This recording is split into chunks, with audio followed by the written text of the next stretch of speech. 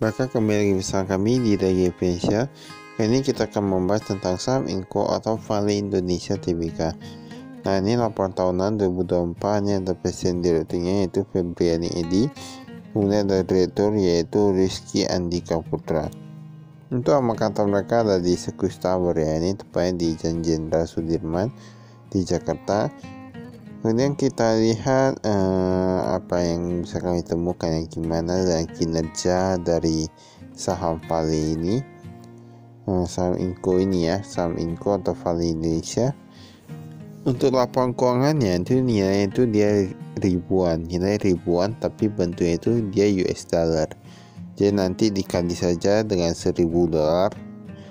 Kas dan setara kas dari 698 juta dolar sekarang menjadi 674 juta dolar. Nah, jika kita lihat total asetnya itu dari 2,9 miliar dolar sekarang menjadi 3,1 miliar dolar. Nah, ini kalau kita lihat asetnya itu dia meningkat ya. Aset dia meningkat. Total hutangnya, hutang jangka pendek, wah ini meningkat cukup besar nih. Nah, total hutangnya dari 361 jutaan sekarang menjadi 443 juta dolar. Nah, dia itu meningkat kurang lebih 100 juta dolar ya.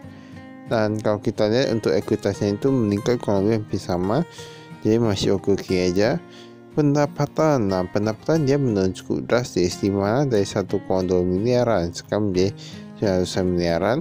Kemudian laba tahun berjalannya itu anjlok cukup banyak ya, dari 274 menjadi 57 jutaan dolar.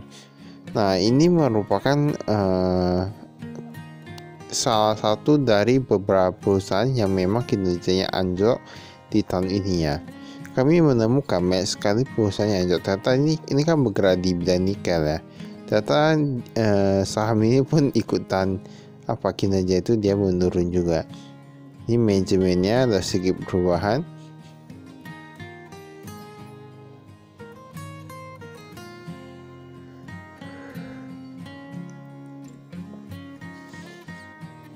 Sebenarnya memang tahun ini menurut kami ya harus sedikit lebih waspada terhadap beberapa perusahaan ya.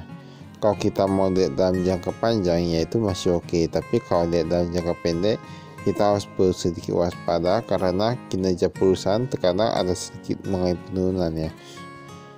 Kas dan setara kas kita lihat. Nah, ini agak sedikit berkurang. Kemudian deposito berjangka dia berkurang juga. Pokoknya total kasnya dia berkurang dari 698 juta dolar sekarang hanya tersisa 674 juta dolar.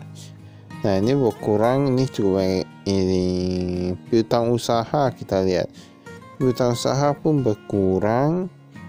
Ini semua rata-rata berkurang. Ini aset keuangan lainnya. Aset keuangan lainnya ini dia yang bertambah itu cuma pinjaman kepada karyawan. Nah, pinjam kepada karyawannya yang piutang itu. Persediaan kita lihat dia berkurang juga. Ini yang nikel dia berkurang 48 jutaan menjadi 46 jutaan. Semua rata-rata berkurang ya.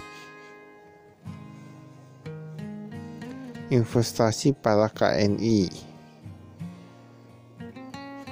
Memang kalau secara keseluruhan kinerja dari saham Inco ini dia berkurang. Kita bisa lihat dari kayak labanya, dari penjualannya, dan lain-lain itu rata-rata berkurang. Aset tetap bisa di sini.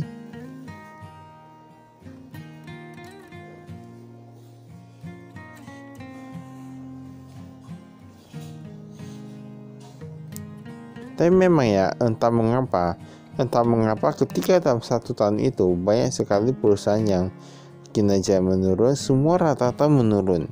Nah, itu berarti ekonomi Indonesia itu sangat berpengaruh terhadap industri apapun. Nah, itu bisa kita lihat ya, memang kalau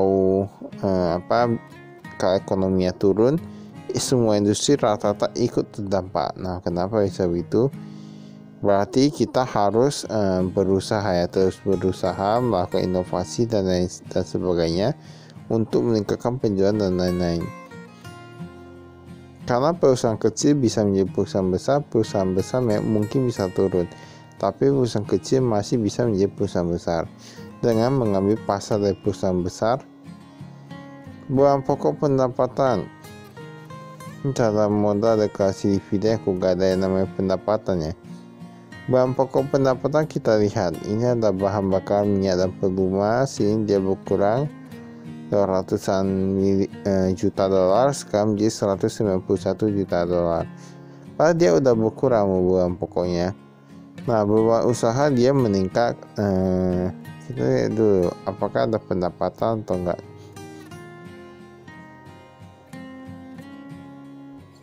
Ini yang modal sahamnya ini ya. Tadi udah terlihat data. Nah, ini semua rata-rata mengurangi kepemilikan ini ya. Jadi yang publik, VCL berkurang, semua rata-rata berkurang. Tapi ada juga yang meningkat.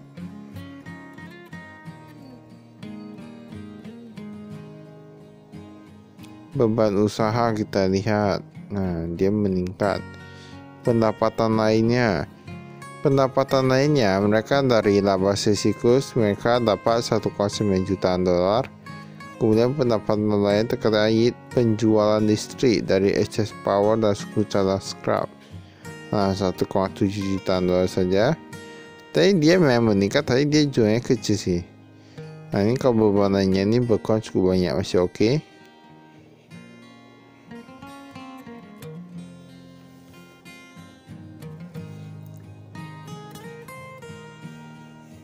Tapi menurut kami kalau seperti perusahaan ini ya, perusahaan nikel dan lain-lain itu, yang penting itu kita lihat paling hutangnya, ekuitas sama penjualannya ya, sama efisiensinya itu gimana, apakah bisa menghasilkan laba. Kalau kita lihat memang mereka sudah agak sedikit efisiensi kalau kami lihat ya.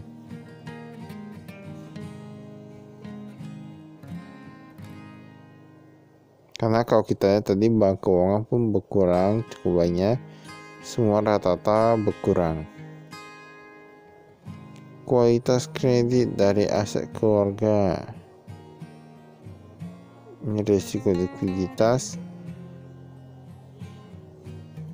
Saya kalau perusahaannya, kalau dia hutangnya sedikit, dia entah mengapa kami merasa risiko likuiditas itu gak perlu dilihat ya, kayak risk management dan lain-lain itu risiko keuangan, nah itu gak terlalu apa sih. Maka itu saya kami sekian dan terima kasih, salam investasi. Tapi kita lihat dulu yang pendapatannya itu di mana, karena dari tadi kita gak nampak ya pendapatannya. Ini baru pertama kali. Biasanya untuk yang kolom pendapatan itu di atas dari bahan pokok pendapatan. Nah itu di atas dari kolom itu, tapi tadi kami lihat malah gak ada. Nah ini mungkin ini pendapatan, penjualan kepada VCL, penjualan kepada SSM. Nah ini bisa lihat di sini kepada pihak-pihak berasi. Nah berarti pendapatannya memang agak kurang apa ya. Tapi ini apa nih? Ini gaji dan imbal kerja jangka pendek. Berarti ini untuk komisaris dan lain-lain gitu ya. Ini ada direksi, ada dewan komisaris. Oh ini dia meningkat. Kemarin yang untuk yang apa nih? Yang direksi 2,4 juta dolar, sekarang meningkat jadi 3 juta dolar ya. Nah berarti ketika kinerjanya menurun, malahan gaji dan imbalannya untuk yang top management malah meningkat ya. Ya itu entah karena orangnya bertambah atau karena atau gimana, kadang tahu ya, itu tahu sendiri. Maka itu saya kami sekian, terima kasih.